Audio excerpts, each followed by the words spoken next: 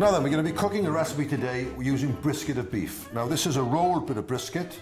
It's an economical cut of meat, and you can roast it as a pot roast like this, or you can actually get it diced in nice big pieces and cook it as a dice for a stew or a casserole. So it's a very versatile piece of meat. Now, Ian, what part of the animal does this come from? Well, this is a cut from the forequarter. Much underrated, actually, Dudley, but full of flavour, as it's true for a lot of forequarter cuts, such as shin of beef with a natural gelatin that's all part of the makeup of it. The brisket is no different, full of flavour. Yes, it's an economical cut, and yes, possibly it hasn't been as popular of late as it used to be. But my tip is, moving forward, it's going to be very much in vogue in the months ahead. Quite often, the expensive cuts of meat are not right for slow cooking. You do need cuts from the forequarter meat, and the hindquarter meat cuts obviously are for quick cooking methods. Right, the first thing you need to do with any bit of meat, especially on a roasting joint, is to caramelise it, get it nice and brown, which is going to add lots of flavour before the meat even goes into the pot, which goes into the oven. So, first step, seasoning, oil, into the pan. A little bit of pepper on there. And the trick is to get the seasoning all over the meat, not just on some of it, okay? Just there.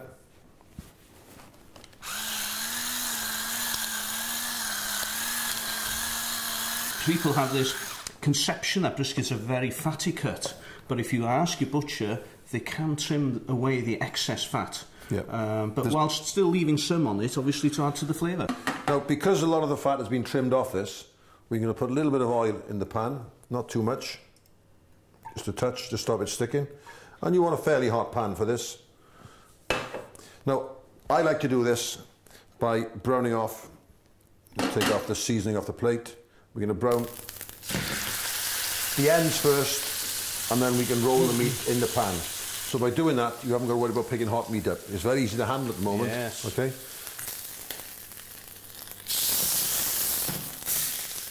So we've caramelised the top and bottom. We're going to caramelise the sides. We can carry on with the veg. Now, this is a simple recipe, just using parsnips. I'm actually going to brown these off slightly in the pan, just to get a bit more caramelisation and to add flavour when it's cooking. So this meat now just needs a little bit more browning on that side there. There's not too much fat in the pan. And what we're going to do now is to add some shallots which have been ready peeled into the pan. Again, we're going to brown these slightly before they go into the simmering pot.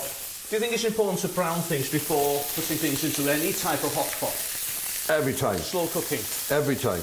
Because it takes a bit more time to do it. But what you've got to realise is we are actually going to develop the flavour in the onion or the shallot before it goes into the pan. When you put anything in a pan and it starts to boil, you don't get the same flavour. If we didn't brown that meat, you would have certain flavour of that when it's done, the bourguignon, but it wouldn't be as good, as intense as it's going to be. The same with the shallots. The shallots, when they cook, have got sugar in them. They caramelise. And when they caramelise, they add more flavour to the pan. With the garlic, it's all I've done with this is peeled it and just crush it like that into the pan as it is. We've got 2 cloves. They'll go in now. Now you've got to be careful with garlic because it does actually burn, okay? So we pop this in there. Again, slightly brown it before we put anything into the pot. Now this meat is ready to go into the pan. It looks a great colour actually, doesn't it? You need the colour, you really do. You can actually smell the meat, you can smell it cooking, browning off. So, fork not into the meat, under the meat, okay? Why is that, Dudley? Because if we start putting the fork into the meat now, the juices will come out. So the same with steak, really? Exactly the same as steak. I see. Yeah, so under the meat. Into the pan. So the golden rule is never pierce meat, Never. irrespective of how you cook it. Doesn't matter what it is, you do not put the fork in, okay?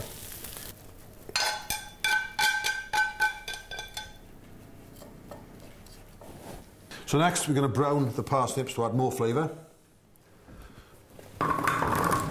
And they'll take up the flavour of the meat and the shallots as well. So the residue juices really of the brisket that's been browned off. Yeah, absolutely. But if you want to put some carrots in as well, it's not a problem. Just use it. So any root vegetable really? Yeah, cut them all the same size. Very, very important. If you cut one small and one big, obviously they're not going to cook within the same time. So we're going to brown these lightly, and then we'll transfer them to the pan and we make the sauce.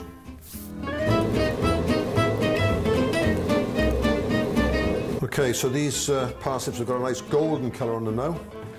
There's going to be a lot of flavour starting to develop here before they go into the pot, so that's very important. So we can put these into the pot now.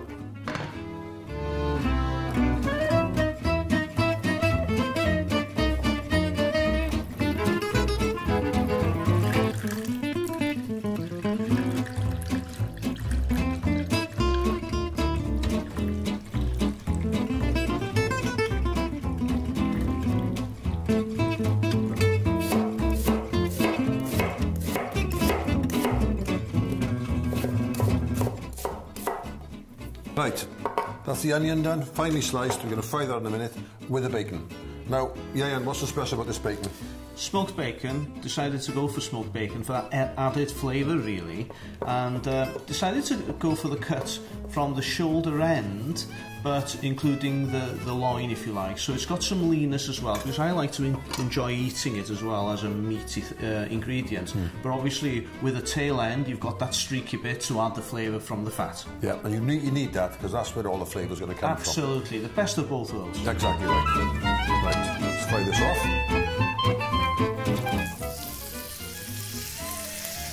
And the sizzle sound, that all-important sizzle sound is there again, Dudley. You've got to get it every time. That just tells you that the pan is hot enough. When the bacon's gone in, it's going to start to render its own fat from the bacon, that smoky fat.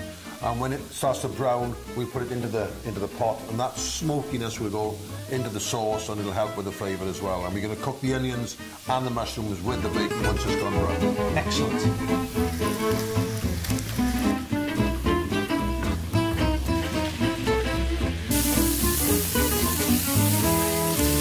And there you go. More flavour to go into this lovely beef dish. This is going to be 3 hours in the oven, and dinner will be ready. Looking forward to it already. Be right.